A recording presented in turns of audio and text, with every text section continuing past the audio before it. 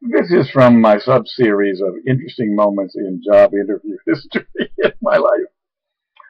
Uh, there's always a point in a job interview where they ask you to do something narrative, to tell them the story of, your greatest failure or your greatest success or your greatest lie or your greatest financial this or that or something. And then, and so I remember the, I was trained for job interviews to have a hook.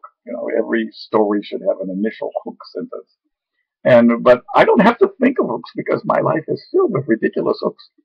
And I remember starting one story in one job interview that I was riding inside of a long 40-foot truck cross country on top of 23 industrial refrigerators with five religious pastors one day for 800 miles from Boston to Cleveland.